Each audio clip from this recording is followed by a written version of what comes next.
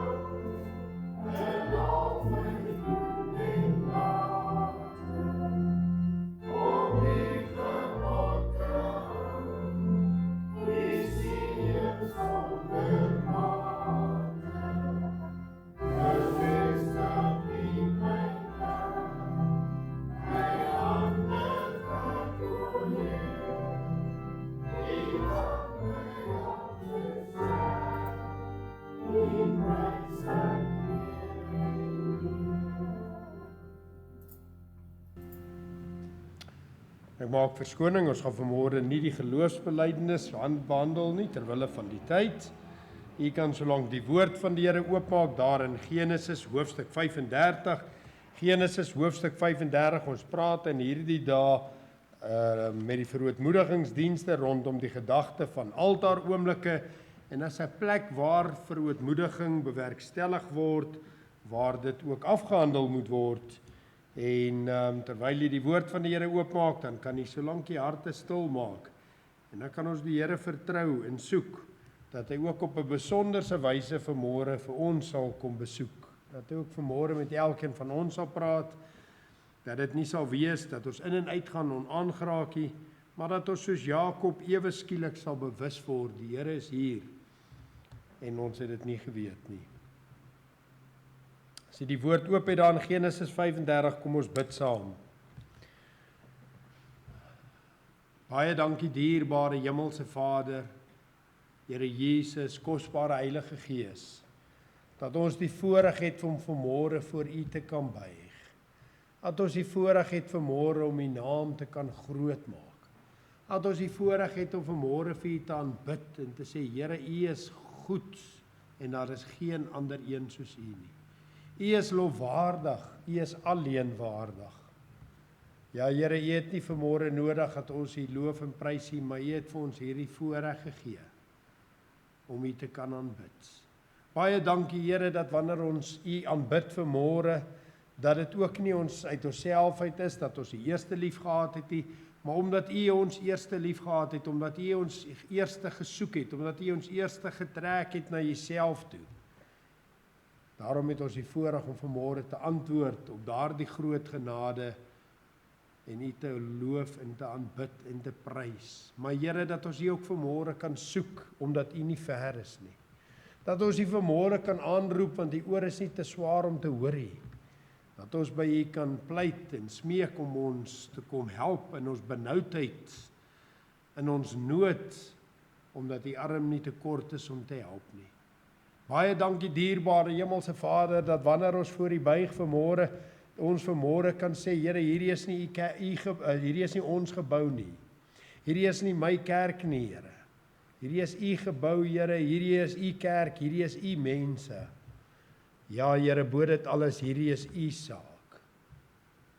En ons wil vir u besonder dankie sê dat ons vanmôre hierdie woord het en kan lees. En ons het vanmôre gehoor, dis Bybelsondag.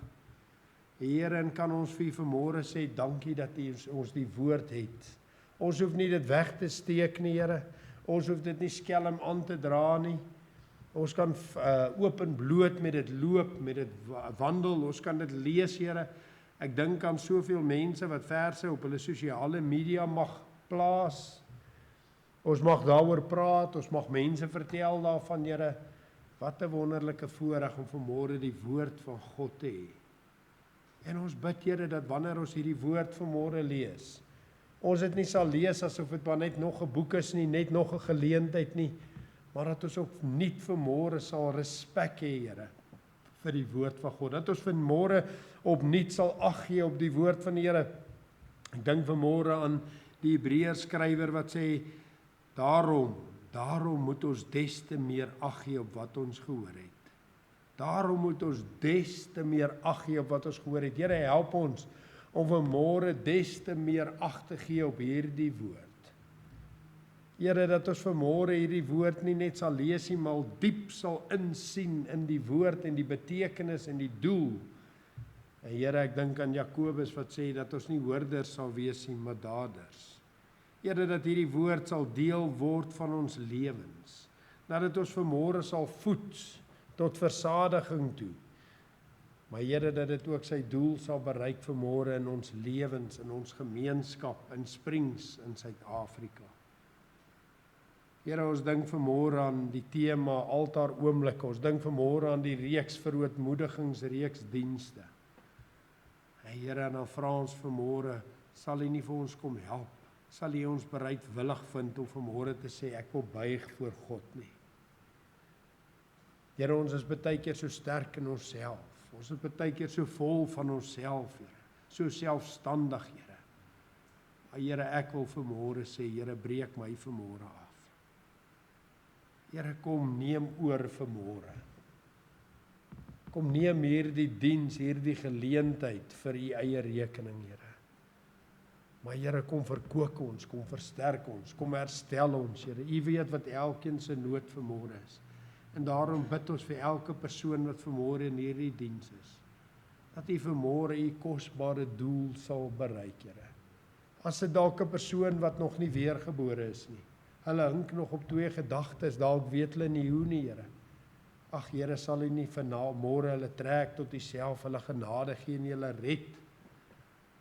As dit dalk 'n kind van die Here vanmôre in hierdie diens, Here, wat 'n bietjie lam geraak het, bietjie moeg geraak het, die wêreld het hulle seer gemaak, die kerk kon hulle dalk seer gemaak het, hulle dalk daar op die sypaadjie gaan sit, Here. Ek wil bid dat U hulle vanmôre sal besoek, sal versterk, Here. Die lam knie sal oprig, Here. As dit dalk 'n kind van die Here vanmôre hier, wat eers langs die pad gesondig het, Here, eers langs die pad afgedwaal het van die weg, Here, dat U herstel sal bring vanmôre. Maar Here, daar sit dalk 'n kind van die Here vanmôre in hierdie diens, wat nie al daardie dinge gedoen het nie, maar daar wag 'n roeping op daardie persoon se lewe, Here. 'n Doel wat U wil bereik in hulle lewens, Here. Vir elkeen van daardie aspekte wil ons bid, dat U vanmôre vir ons te groot sal word. En dat U alleen die lof en die eer mag ontvang. Dankie daarvoor. Seën hierdie woord as ons dit lees, Here. Word U verheerlik in Jesus se naam. Amen.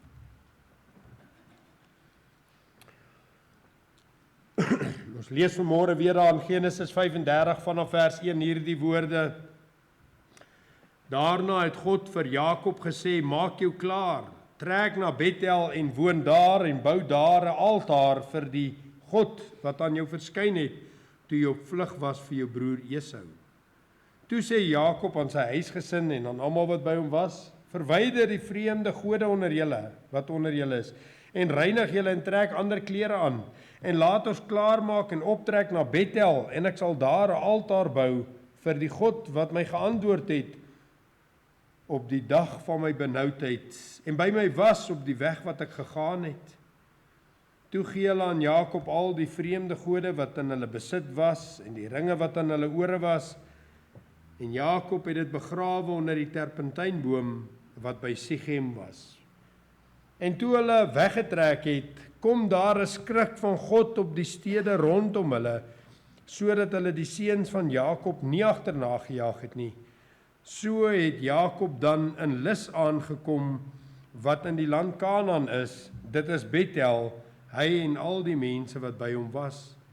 En hy het daar 'n altaar gebou op die plek en die plek Bethel genoem, omdat God daaraan hom geopenbaar is, toe hy vir sy broer gevlug het. En Debora, die oppasser van Rebekka, het gesterwe en sy is begrawe onderkant Bethel onder die eikeboom, en hulle het dit genoem Eik van Geween. En toe verskyn God weer aan Jakob by sy terugkoms uit Paddan Aram en seën hom. En God sê vir hom, jou naam is Jakob, jy sal verder nie Jakob genoem word nie, maar Israel sal jou naam wees. En hy het hom Israel genoem. Verder sê God vir hom, ek is die God, die Almagtige, wees vrugbaar en vermeerder.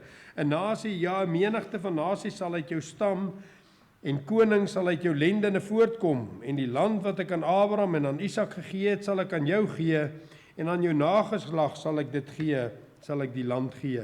Toe het God van hom af opgevaar op die plek wat hy met hom gespreek het, en Jakob het 'n gedenksteen opgerig, op die plek waar hy met hom gespreek het, 'n gedenksteen van klip, en daarop 'n dankoffer uitgegiet en olie daarop gegooi, en Jakob het die plek waar God met hom gespreek het, Bethel genoem. Sover uit die kosbare en onfeilbare woord van die Here.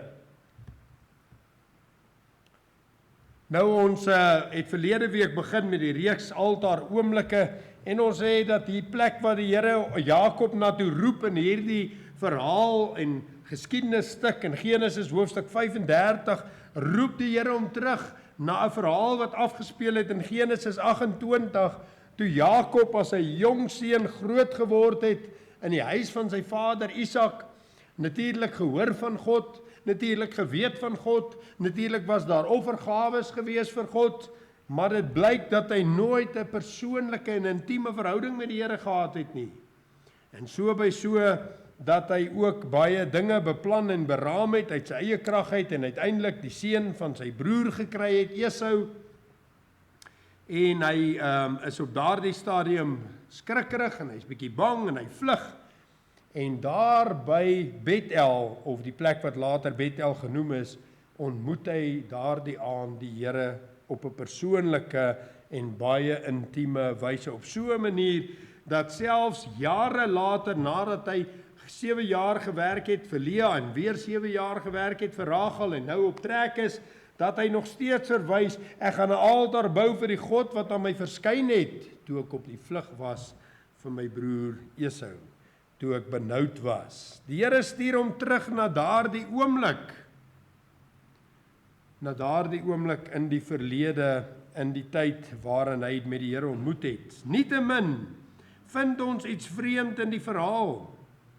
Ons vind dat die oomblik toe die Here vir hom sê, gaan terug, toe raak hy ewe skielik bewus van probleme in sy midde.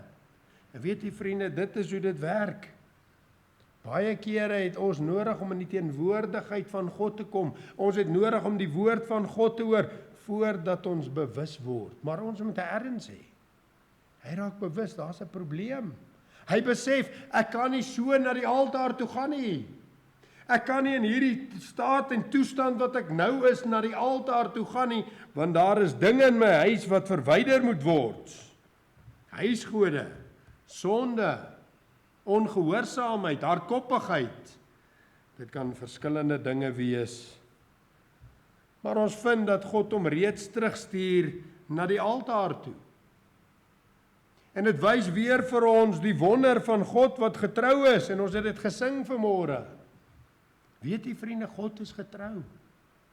Daar's nie 'n persoon vanmôre in Suid-Afrika, in Springs of in hierdie kerk, wat weergebore is uit sy eie krag uit nie. Elke persoon wat vanmôre sit, wat waaragtig weergebore is, daar was 'n dag wat die Here aan hom of haar verskyn het. Daar was 'n dag wat die Here jou getrek het. Miskien het dit jare geneem vir jou om waarlik te reageer. Ek onthou in Desember 2006 het ek die versie gekry, die Here weet wat sy gedagtes aangaande my koester gedagtes van vrede, nie van onheil nie, om 'n hoopvolle toekoms te hê. En ek onthou dat ek daardie teksversie werk toe gevat het, ongered soos 'n klip, en hoe ek daar in my leer gesit het, en hoe ek die Here begin vertrou het en begin soek het, omdat hy my eerste gesoek het. Maar dit was eers in Oktober van 2008 wat hy my siel uit genade gered het. So baie keer is dit dat 'n mens dit ergens gehoor het en lank hardkoppig is, en vanmôre moet ons elkeen die vraag vra, het ek al waarlik die Here ontmoet? Het ek nog net hom gesien? Was dit nog net Jeremia 29 vers 11? Of het daar al meer in my lewe gebeur? Maar die Here is getrou. Die Here is getrou. Hy kom en hy praat eerste. Jakob is tevrede. Hy lewe waar hy nie moet lewe nie. Hy het Sichem toe getrek. Hy's daar weg met Rachel en met sy vrou, 2 vrouens en sy byvrouens en sy kinders, en ons vind hy gaan woon in Sichem, hy gaan koop land in Sichem, en daar word sy dogter om verontreinig, en verskriklike ding speel af, sodat hy hom gehaat gemaak het, sy seuns, hulle gehaat gemaak het onder die mense. Hulle is waar hulle nie moet wees nie. En hier kom die Here, en hy kom in daardie oomblik van benoudheid, en hy stuur hom terug na die altaar toe. Hy stuur hom terug na die altaar toe. Die plek van ontmoeting het ons verlede week oor gepraat. Die plek van herinnering. Openbaring praat met ons. Onthou waar jy vandaan kom. Kyk, dit het ek teen jou, dat jy jou eerste liefde. Die Here kom en hy herinner hom. Maar weet jy wat? Die Here kom oortuig hom ook in daardie oomblik van die dinge wat verkeerd is. En hierdie het hy alles geen doel gehad nie. Hy het nie daardie aand gesmeek, Here verskyn aan my nie, die Here het aan hom verskyn. Hy het nie hier gesê, Here roep my terug na Bethel toe nie, die Here roep hom terug na Bethel. Hy het nie gesê, Here, die Here kom en hy oortuig hom. Alles kom doen die Here. Weet jy vriende, dis hoe getrou God is. Hy kom oortuig jy van sonde, van geregtigheid, van oordeel. Hy kom herinner jy moet gered word. Hy kom herinner jy is gered. Lewe soos 'n geredde. Maar ons gaan 'n bietjie verder vanmôre. Die altaar oomblikke is nie net 'n plek van ontmoeting nie, is nie net 'n plek van herinnering nie, is nie net 'n plek van oortuiging nie, dis ook 'n plekkie van reaksie. Dis ook 'n plek waarop ons moet reageer. Dis die enigste plek waar ons kan reageer. Jy sien 'n altaar in die Ou Testament was 'n paar klippe op mekaar gepak waar hulle offers gedoen het, maar die Here het die laaste altaar op Golgotha opgeslaan, die kruis, waar hy alles vir ons bewerk het. En daarom is dit daar by die kruis. Daarom sê Paulus hierdie ding, ek het my voorgenem om niks onder julle te weet as Christus en hom as gekruisigde, want die kruis is die altaar. En ek wil vanmôre met julle praat oor 'n paar punte wat rondom die altaar gebeur. En die 2 eerste vanmôre is inkeer. Kom tot jouself. Die altaar is 'n plek waar 'n mens inkeer. Ja, die Here kom roep jou, die Here verskyn jou, hy herinner jou, hy oortuig jou, maar nou het ek en jy 'n rol in dit. Ek moet nou reageer, ek moet nou 'n besluit maak. Here, ek gaan hierdie oortuiging dooddruk, of ek gaan tot inkeer kom, en ek gaan erken. Sien vriende, daai is die grootste probleem, ek dink nie net in Suid-Afrika nie, maar in die mensdom, om te erken. Die verskriklikste ding wat jy van 'n mens kan verwag is om te erken. Dit was ek. Ek het dit baie vertel toe die kindertjies jonger was, en ek eendag vir een van hulle sê vir my, pappa, jammer, ek was stout, ek het dit gedoen. Hy sê, jammer pappa. Ek sê, nee, ek wil nie oor jammer nie, ek wil jammer, ek was stout. Jammer pappa. Dis verskriklik moeilik om daai woorde te sê, ek was stout. Ek was ongeskik. Weet jy vriende, vir kinders van die Here, dis dit so 'n moeilike ding om na 'n boetie of 'n sussie toe te gaan en te sê ek was ongeskik. Ek was verkeerd. Ons wil dit net so laat wegraak. Maar jy sien vriende, vir ootmoediging werk jy so nie. Vir ootmoediging werk by die altaar is 'n plek van erkenning. Dis nie net 'n plek van innerlike erkenning nie. Jy moet dit ook uiterlik kan erken. Ja, as dinge wat jy nie van my hoef te erken nie. Jy kan dit voor God erken, maar baie keer is dit goed onder mekaar wat ons moet erken. Ek het 'n broer gehad in die Here wat baie jare gesukkel het om met die Here deur te gaan met heiligmaking vir baie jare. Man, ons kuier baie keer saam, ons gesels saam, ons doen dinge. Hulle wil net nie deurgaan met die Here nie. Ek wonder hoekom wil hulle nie deurgaan nie. In 'n konferensie roep hy my eenkant. Hy sê kom sit bietjie by my. Ek sê ja, wat fout? Hy wil net vir my erken. Hy het al die jare 'n probleem met my. Ek sê hoekom jy ek het eers geweet daarvan nie. Maar hy kweek hier binne sy hart iets. En weet jy wat, vriende, 'n altaar is 'n plek van erken. Dit is 'n plek wat ons moet kan stil raak voor die Here en sê, Here, ek het huisgode toegelaat, Jakob. Hy probeer dit nie stil doen en so gaan loop en kyk wat daar is, laat die hele volk nie weet nie. Hy loop en sê dit openbaar.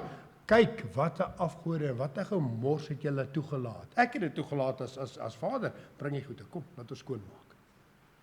Dit is 'n plek van erken, maar is ook 'n plek van bekering. Toe hy daai huisgode vat en daardie ringe en hulle gaan begrawe dit, toe is dit bekering. Bekering is om op te hou, om klaar te maak, om te laat staan. Ons lees hierdie woorde daar in Spreuke 28 vers 13, 'n baie bekende vers. Hy wat sy oortredinge bedek sal nie voorspoedig wees nie, maar hy wat dit bely en laat staan, sal barmhartigheid kry. Weet jy vriende, altaar oomblikke is geleenthede. Die Here roep jou tot by daai altaar. Hy kom oortuig jou, hy herinner jou, maar die doel is dat jy moet erken en bekeer. Jy moet nou klaar kry. Jy moet nou sê, Here, ek was 'n ongeskikte mens en ek gaan na daai boetie of daai sussie toe en ek vra vergifnis. Maar ek hou op. Jy weet vriende, dis hoe die Here werk. Hy kom na jou toe, hy gee jou die geleentheid, maar hy wil hê jy moet die volgende stap neem. Ons vind dit daar in Genesis, waar Adam en Eva gesondig het, en hulle gaan kruip weg vir die Here, asof hulle hom kan wegkruip, en hulle beklee hulle self met vyeblare, asof die Here nie alles sien nie. En die Here kom en hy sê, mens, waar is jy? Een van die wonderlikste verse in die Bybel. U weet dit nie, maar dit is. Weet jy hoekom? Want God weet presies waar hulle is. Hy sit so en kyk, sê ek nou maar hier uit my eie gedagtes, hy sit en kyk vir hulle daar agter die klip met die vyeblare. Want hy's alwetend en alomteenwoordig. En hy kyk so reguit vir hulle agter die klip met die vyeblare. Hy sê, mens, waar is hy kan net gesê het, Adam en Eva, kom uit agter daai klip en vat weg daai vyeblare. Wie het vir julle daai goed gegee? Maar nee, hy kom, hy gee vir hulle geleentheid om te erken en te bely. Mens, waar is jy? En weet jy vriende, ek wonder hoe sou dit uitgespeel het as Adam en Eva daar agter daai klip net opgestaan het en gesê het, Here, hier is ons kruip vir U weg.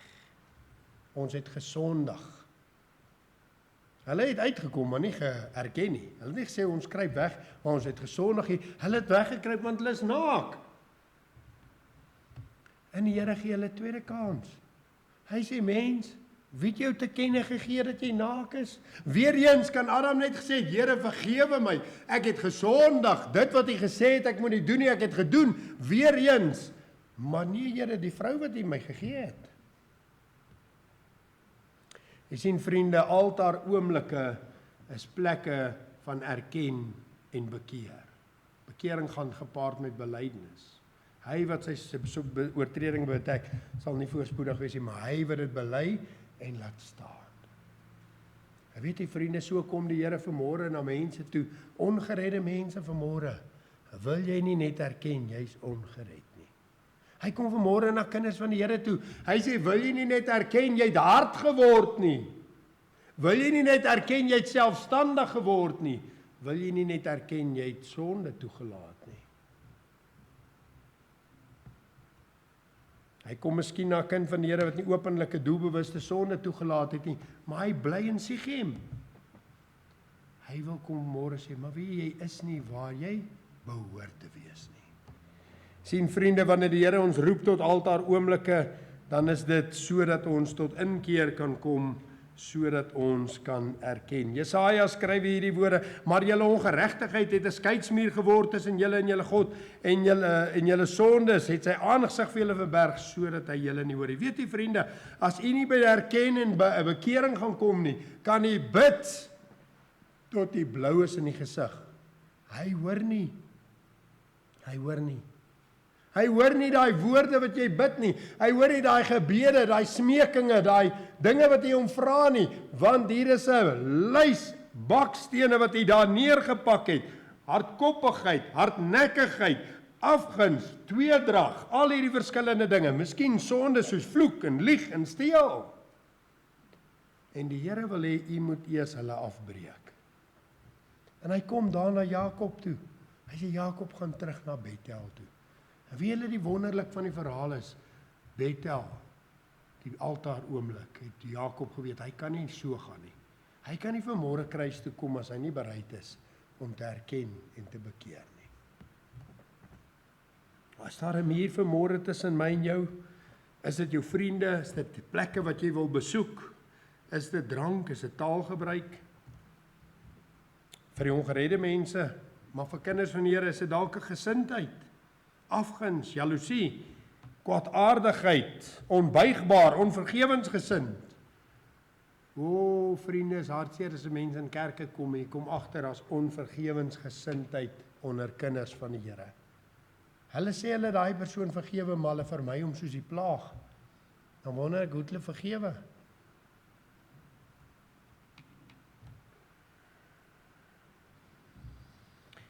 Nie bereid om te vergewe nie, nie bereid om die minste te wees nie.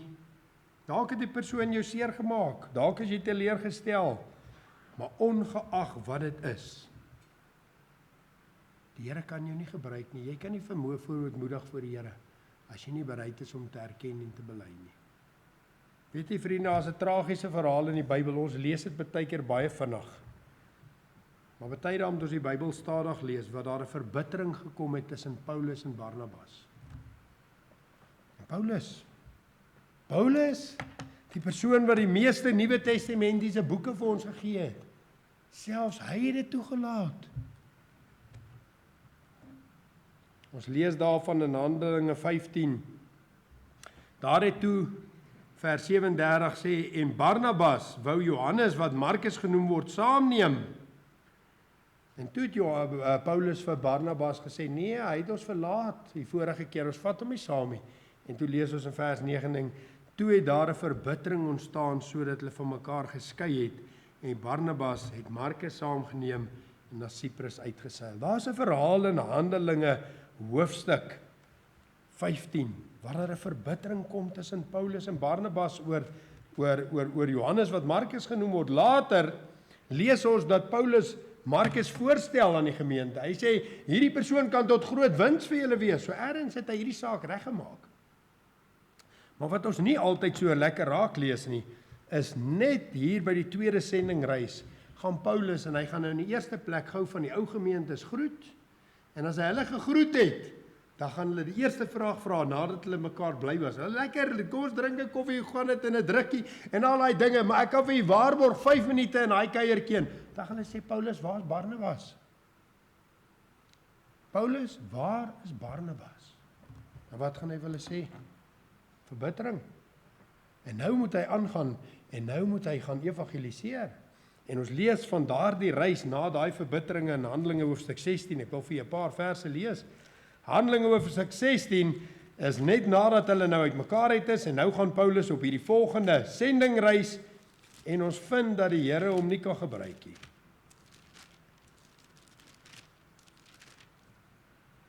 Genesis hoofstuk 16 lees ons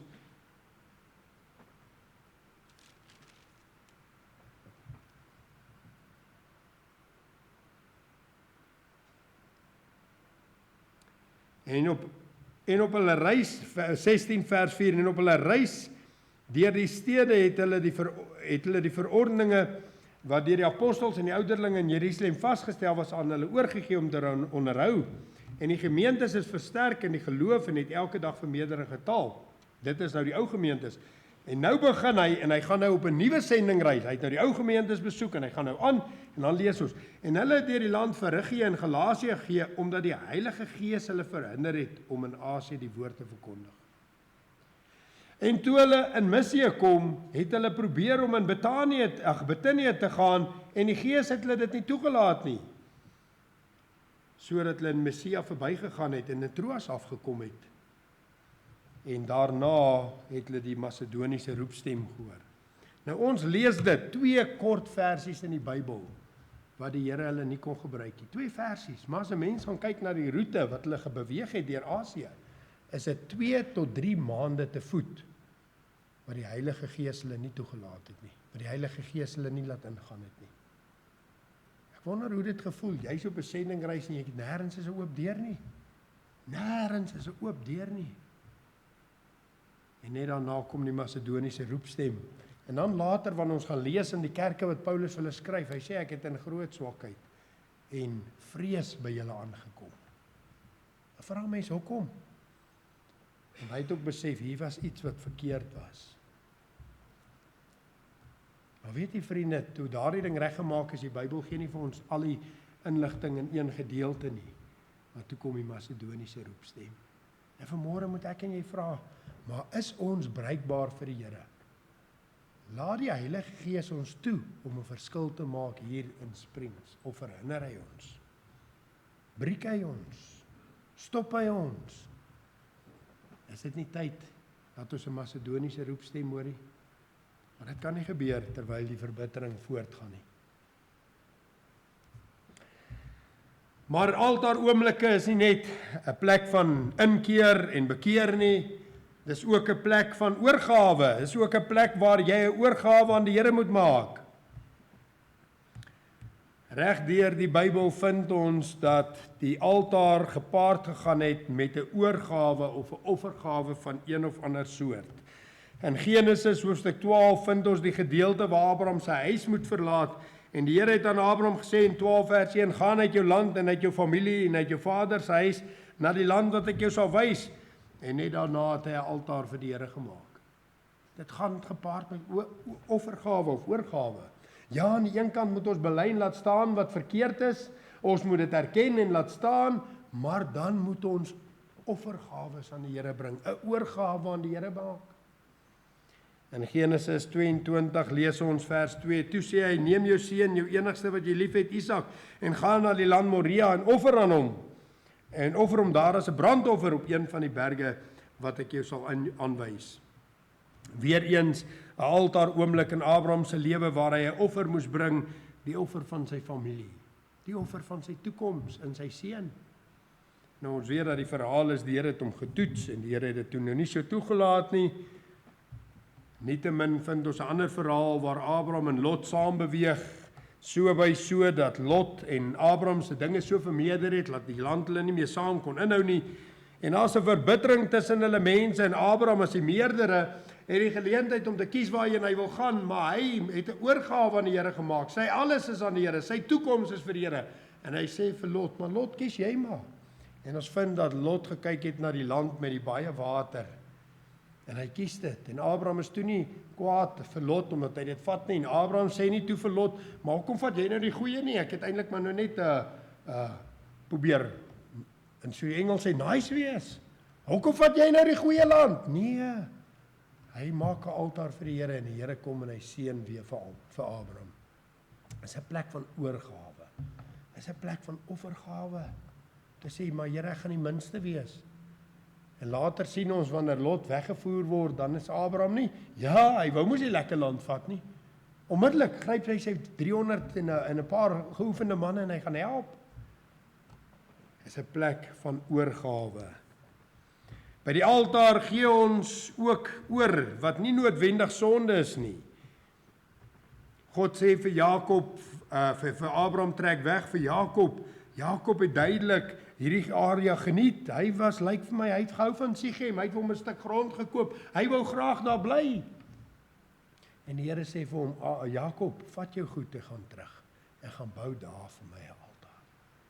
Weet jy vriende, altaar oomblikke is wanneer ons nie net ons sonde kom bely en laat staan by die kruisie, maar waar ons ook ons alles op die altaar kom sit vir die Here.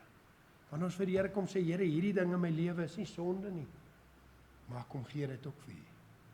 Hierdie ding, my familie, my blyplek, dis nie sonde nie, maar ek kom gee dit ook vir U. Jy weet vriende, partykeer wil ons slegste vir die Here gee, maar nie ons goeie nie, maar die Here soek ook ons goeie.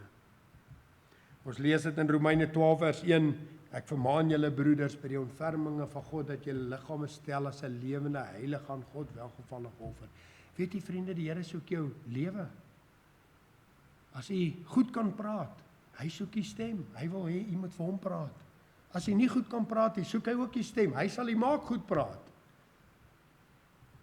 Hy soek die talente. Hy soek die talente. As van jy het 'n talent, jy kan mense leer. Hy soek jy by die sonnaarskool. Jy moet mense leer. Ander het 'n gawe. Julle het baie deernis. Hy soek jy. Hy wil jy gebruik by uitreike. Daar waar mense swaar en seer het, laat jy daar is. Ek onthou 'n ou oom, baie oud, in sy 80's gewees, toe bou ons kerk in Bloemfontein. Groot bloekombome daar afgekap. Oom is nou oorlede. En ek sien hy loop daar met 'n stuk tak wat hy sleep. Ou oom. Hy was so getrou, een van die ou mense wat vir my 'n voorbeeld was toe ek 'n jong Christen was. Ek hardloop, ek gryp die boom, ek sê oom kan nie die boomstomp sleep nie, ek gaan hom sleep. Hy kyk my ernstig aan. Hy sê 'n grappie nie, ernstig. Hy sê moenie my werk van die Here af wegvat nie. Hy sê ander is predikante, ander is voorbidders. Ek is sy helper. Hy sê moenie my laaste bietjie vir die Here wegvat nie. In die 80 jaar oud sleep hy daai bome. Wat is die doel? Maar jy moet iets offer, jy moet iets oorgee. Is dit die toekoms? Praat jare terug met 'n jong man in my sitkamer oor heiligheid, oor oorgawe. Hy sit daar, hy sê Henk, ek weet hierdie dinge, maar ek sien nie kansie. Nou roep die Here my om 'n sendeling te wees. Nou roep die Here my. Hy sê ek doen goed, ek doen die beste, hy het baie goed gedoen, beurse gekry met sy studies. Hy sê ek moet geld maak. Hy moet geld maak. Paar jaar later bel hy my ver van die pad afgeval. Ver. Ek onthou ek is in 'n winkelsentrum, ek dink dit was 'n Checkers. Maar seker 'n halfuur in die Checkers geloop en vergeet van groceries. Hy bel my. Hy sê Henk, ek het ver geval. Ek sê ek weet. Hy sê hoe weet jy? Ek sê onthou jy my sitkamer. Onthou jy my sitkamer toe jy nie die offergawe wou maak nie. Sien vriende, die altaar is 'n plek van offergawe of oorgawe. Dit is 'n plek waar ek en jy moet kom en sê Here, ek kom maak 'n oorgawe. Want weet jy wat, jy gaan oud word. Jy gaan nie 20 jaar gered wees, 30 jaar gered wees en jy gaan spyt wees. Dis 'n plek waar jy jou verlede, jou geskiedenis vir die Here kom gee. Here, ons is trotse Afrikaners. Here, ek gee my Afrikaanse geskiedenis ook vir U. Want my geskiedenis is eintlik bietjie goddeloos. Baie van ons wil moes weet wie ons is. Dis 'n plek waar jy jou verlede vir die Here gee, die toekoms vir die Here gee, is 'n plek waar jy jou familie aan die Here kom gee. 'n Predikant het eendag gepreek. Hy sê dit was vir hom die moeilikste ding toe die Here vir hom sê hy moet sy kinders op die altaar sit. Weet jy, ons sê dit baie maklik en vanmôre moet geen mens dit maklik sê nie, jy moet dit bedoel.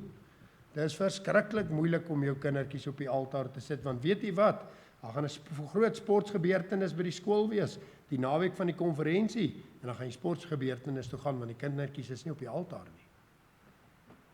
Die kinders kan nie uitmis op die sport nie, hulle kan uitmis op 'n geleentheid om gered te word, maar hulle kan nie uitmis op 'n geleentheid om gekies te word vir die eerste spanning. Partykeer moet ons versigtig wees, maar jy moet daai kindertjies op die altaar sit. En daai predikant het 'n wonderlike boodskap gebring. Hy sê en toe hy uiteindelik die moed skep en sy kinders op die altaar sit en hy sit hulle neer en hy sê Here, hulle is nou U kinders, U moet nou maak met hulle soos U wil. Toe lees hy die gedeelte van Moses wat op die water is in sy stilte tyd die volgende môre en daar word die kind vir hom teruggegee. Miriam, hier's jou kind terug. Nou moet jy vir hom sorg. Maar nou sit hy met jou kind, nou is dit die Here se kind. Sien vriende, die altaar is 'n plek waar ons alles vir die Here moet kom gee. As ons deel van ons verootmoediging, ons toekoms, ons verlede, ons familie, ons ambisies, ons besittings, alles op die altaar. In die beginsel van die koninkryk het ek met u gepraat dat die wysheid of Christus is nie meer belangrik as enigiets anders, hy is meer belangrik as alles anders. En dis wat daar by die altaar kom, wanneer die Here jou na altaar toe roep, dan kom toets hy jou. Jakob sal jy trek, Abraham sal jy trek, Abraham sal jy vir Isak gee, Abraham sal jy vir Lot gee, of sal jy self vat? Meneer, mevrou, jong man, jong meisie, is u bereid om vanmôre te sê alles? Here, as u my roep, dan kom ek. As u my wil gebruik hier in Springs, dan gebruik u my. Maar die laaste punt vanmôre waarmee ons afsluit, die altaar is ook 'n plek van belofte. Dis ook 'n plek van belofte. Ja, die eerste 3 punte, dis iets wat die Here doen. Die volgende 3 punte is iets wat ek en jy moet doen. Ons moet erken, ons moet bekeer, ons moet oorgee. Maar weet julle wat, dan sluit hy hierdie deel weer af met God. Hy kom en hy gee die belofte. Dis 'n plek waar die Here vir jou wil 'n belofte gee. Weet jy vriende, hoe mis jy uit as jy nie altaar toe kom nie? Weet jy hoe mis jy uit? Jy is bang, jy kruip weg soos Adam en Eva, jy is bang, wat gaan die Here sê? Weet jy wat gaan hy sê? Hy gaan u 'n belofte gee. As jy gaan kom met verskeidelde agendas, gaan hy jy straf. Hy gaan met u ernstig wees, hy gaan vir u roep totdat u kom. Maar weet jy vriende, as u daar agter daai klip uitkom en sê, Here, vergewe my, ek het gesondig. Ek en Eva, ons het geëet wat ons nie moes geëet het nie, en ons het gesondig teen u, vergewe ons, dan gaan hy vir jou 'n belofte gee. Die eerste belofte is die van verlossing. As ons vyande bely, hy is getrou en regverdig om ons die sonde te vergewe, en van alle ongeregtigheid te reinig. Weet julle vriende, hy sal dit doen. Dis 'n belofte vanmôre. Jy hoef nie vanmôre te wonder nie, jy hoef nie vanmôre te twyfel nie. Jy kan vanmôre weet, as jy vanmôre na die Here toe kom, daar's 'n belofte. Hy wil dit vir jou persoonlik maak. Hy wil vir jou, vir Jakob, soos hy vir Jakob gesê het, ek gaan jou onderhou op die pad. Ons het dit gesing vanmôre in die openingslied. Hy onderhou jou. Hy wil vanmôre vir jou sê, ek sal jou nooit begewe en jou nooit verlaat nie. Ons vind dit elke keer, net nadat hy nadat Genesis daardie offer gemaak het, nadat hy vir Lot die beste van die land gee het, kom die Here na Abraham toe en hy sê, en die Here sê vir hom, Genesis 13 vers 14, sê vir Abraham, nadat Lot van hom geskei het, slaan tog jou oë op en kyk van die plek waar jy staan, na die noorde, na die suide, na die ooste, na die weste, dit alles gaan ek vir jou gee. Ons vind dit in Genesis 15 vers 18, op die dag het die Here met Abraham 'n verbond gesluit en gesê, aan jou nageslag gee ek hierdie land, van die rivier Egipte tot by die groot rivier die Eufraat. Genesis 35 vers 12, in die land wat ek aan Abraham en Isak gegee het, sal ek aan jou gee en aan jou nageslag, na jou sal ek die land gee. Die Here kom en hy maak dieselfde belofte wat aan Abraham gemaak het aan Jakob. Hy sê, ek sal hierdie land aan jou gee. Maar weet jy vriende, hy moes daar by Sichem die sonde begrawe het, erken het, begrawe het, en hy moes daai oorgawe gemaak het, hy moes sy goedjies gepak het en teruggegaan het, Bethel toe. En daar kom die Here en hy gee vir hom 'n wonderlike belofte. En nou ja, daai belofte weet ons wat dit is. Dis nie net verlossing en redding nie, dis heiligmaking. As julle wat sleg is, weet om vir julle kinders goeie gawes te gee, hoeveel te meer sal julle Vader nie die Heilige Gees gee aan die wat hom bid nie. Weet julle wat was daai belofte? Die belofte van 'n land. Dit was eintlik die belofte van 'n geestelike land. Heilige Gees vervulling. Ons lees in Galasiërs 3 vers 14 hierdie woorde, sodat die seun van Abraham na die heidene kan kom in Christus Jesus, en dat ons die belofte van die Gees deur die geloof kan ontvang. Die belofte van die Gees. Hy wil vir jou vanmôre 'n belofte gee. Ek sal jou vul met my Heilige Gees. Ek sal jou bewaar. Ek sal jou behoed. Ek sal jou nooit begewe nie. Ons lees in Efesiërs 1 vers 11, in hom in wie ons die erfdeel ontvang het, nadat ons van tevore daartoe verordeneer is ooreenkomstig die voorneme van hom, wat alles volgens sy raad werk, sodat ons kan wees tot lof van sy heerlikheid, ons wat reeds tevore op Christus gehoop het, in wie julle ook, nadat julle die woord van die waarheid, die evangelie van julle redding gehoor het, in wie julle, nadat julle ook geglo is, verseël is met die Heilige Gees van die belofte. Die Heilige Gees is 'n belofte. Hy wil vanmôre dit vir gee. Weet jy vriende, daar's soveel mense wat soveel jare deurgaan, nooit ervaar hulle vervulling met die Heilige Gees nie. Want hulle wil nie altaar toe kom nie. Hulle wil nie erken nie. Hulle wil nie laat staan nie. Hulle wil nie hulle goeie, hulle slegte, hulle alles vir die Here gee nie. Daarom kry hulle nie belofte nie. Handelinge sê hy, en toe hy nog met hulle saam was, het hy hulle bevel gegee om nie van Jerusalem af weg te gaan nie, maar om te wag op die belofte van die Vader wat hy gesê het, julle van my gehoor het. Altaar oomblikke. Weet jy vriende, vanmôre as ons afsluit, altaar oomblikke. Altaar oomblikke is iets wat ek en jy kan opwerk nie. Ek onthou, ek het daar in 'n diens gesit, dit was so ongeveer hierdie kant, toe ek die eerste keer 'n uitnodiging hoor. En die persoon sê, as jy nie seker het dat jy vandag as jy sterwe sal hemel toe gaan nie, wil jy nie net jou hand opsteek nie. Weet jy, ek het nie my hand opgesteek nie, ek het dit nie geken nie, ek tog as 'n charismate, hulle gaan nou weer rondval. Maar die predikant sluit die boodskap, hy sê al het jy nie jou hand opgesteek nie, as jy nie sekerheid het, wil jy nie agterbly nie. Ek is toe nog ongetroud, ek gryp my meisie se hand vas, ek sleep haar saam, vandag sy daar my vrou. Maar dog, mense moet hom net nie sien, ek loop alleen nie voor en ek weet nie. Ek sleep haar so saam daar na vorentoe. Maar weet jy, as ek nie haar saam gesleep het nie, dan het ek ook nie gegaan nie. En as ek ook nie gegaan het nie, het ek nie die belofte gekry nie. Want ek lees toe daai versie net daarna, nadat 'n oom met my gepraat het, as ons sonde bely, hy is getrou en regverdig om die sonde te vergewe, 'n belofte. En julle vriende, dit was vir my so eenvoudig. Ek het net gesê, Here, U sê U vergewe my. Ek glo U. En mense het die weke daarna vir my gesê, wat het met jou gebeur? Jou lewe het verander. Maar jy sien, ek moes reageer. Maar ek het nooit daai môre wakker geword en gesê, vandag gaan die Here met my praat nie. Ewe skielik het ek bewus geword van die stem van die Here. Altaar oomblik. En weet jy vriende, net so preek 'n oom eendag oor heiligmaking, heiligheid. Hy preek net oor die heiligheid van God. Hy preek nie eers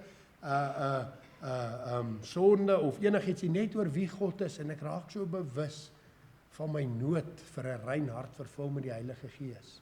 En hy maak 'n uitnodiging en ek reageer, maar ek was nie bereid om te erken nie. En dit het nog 'n jaar plus gevat vir my om by daai plek te kom van erken. Maar toe ek die dag erken, toe kry ek beloftes, 11 van hulle. 11 van hulle. Dis 'n plek van erken. Dis 'n plek van bekeer, dis 'n plek van oorgawe. Maar weet jy vriende, dis 'n plek van belofte. God wil vanmôre vir my en jou 'n belofte gee. Maar weet jy, vir my en jou, om 'n belofte te kry, moet ons kom. Ons moet kom. Ons vind daar in Handelinge, toe Petrus daai boodskap preek, en die mense diep in die hart getref is, toe kom hulle na Petrus toe. Toe sê hulle van Petrus, wat moet ons doen om gered te word? En wie hulle Petrus kon hulle nie red nie, maar hy kon vir hulle verduidelik en help en wys. Ek praat die ander dag met een van die ou predikante van die EG Kerk, baie lief vir die oom. Hy sê, weet jy wat, 'n uitnodiging. Jy het nou vir die mense vertel, hy sê hy kom by 'n boer. En toe hy by daai boer kom, toe die boer pampoene daar op 'n tweede vertrek, op 'n mezzanine. Haas pampoene, baie pampoene. Hy sê, vat vir julle pampoene, kry vir julle. Maar hulle kuier lekker by die boer, en toe hulle klaar lekker gekuier het, is toe ry hulle daar weg, en nie een van hulle het 'n pampoen gekry nie. Want daar was nie 'n leer om op te klim nie, en daar was nie 'n geleentheid nie. Hy sê die uitnodiging is, wanneer die boer nie net sê, daar's die pampoene nie, die preek wys vir jou, daar's pampoene. Hy sê, maar weet jy wat die uitnodiging, wanneer die boer by die hand vat, hy sê, my seun, hier is die leer, klim op, gaan haal hom. Dis hoe jy dit kry. En daarom vanmôre gaan ek weer 'n uitnodiging maak, maar u moet reageer. En ons sal die Here vertrou om die werk te doen. Amen. Baie dankie, dierbare Hemelse Vader, dat ons vanmôre voor u kan buig. Here, vir sommige vanmôre is dit hier 'n altaar oomblik. het vanmôre na hulle toe gekom, soos daar vir Jakob in Genesis 28 nog nooit gered nie. Maar ewe skielik vanmôre in hierdie diens, toe raak hulle bewus van u teenwoordigheid. En u wil hulle red vanmôre. Ander Here het u gered, hulle het 'n klinkklaar getuienis. Maar hulle het vanmôre daar by Sichem, waar hulle lekker gesit en gebly het u vanmôre ewe skielik vir hulle kom sê, my kind, gaan terug na Bethel toe. En ons wil vir u dankie sê, Here, dat dit u is. Ja, Here, ons preek 'n boodskap en ons bring maar die woord, Here, maar dis u Heilige Gees wat daar in die hart 'n benoudheid maak, daar in die hart 'n beklemming maak, dat mense bewus word, God praat met my.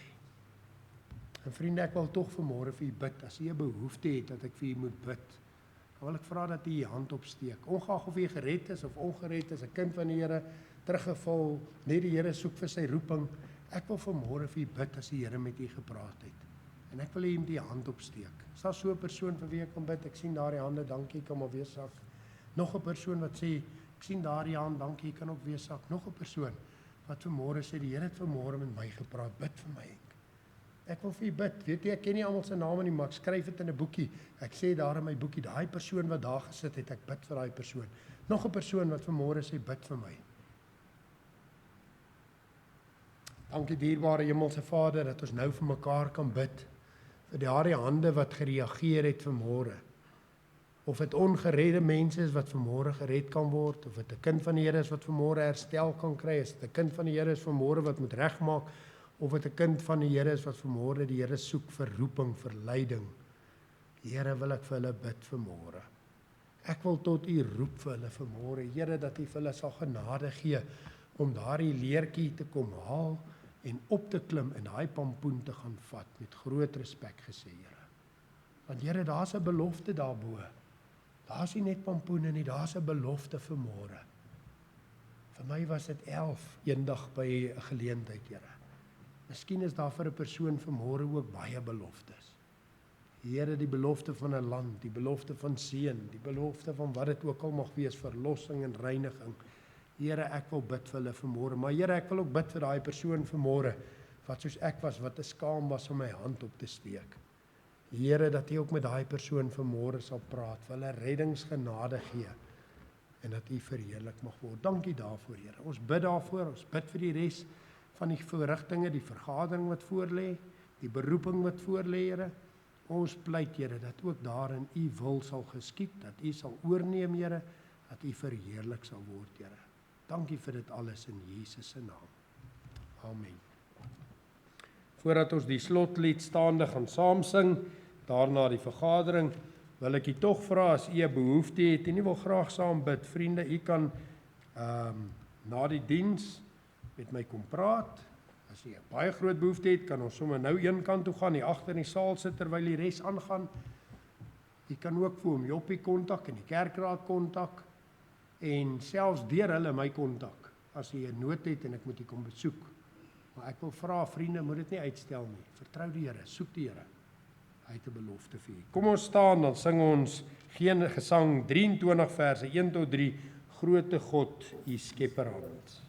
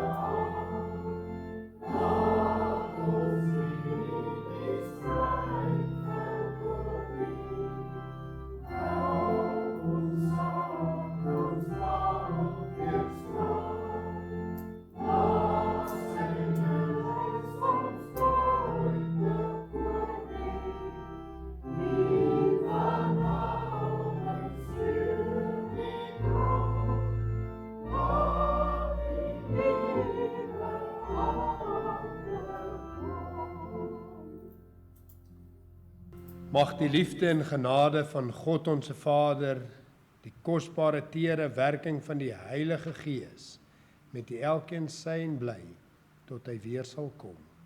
Amen.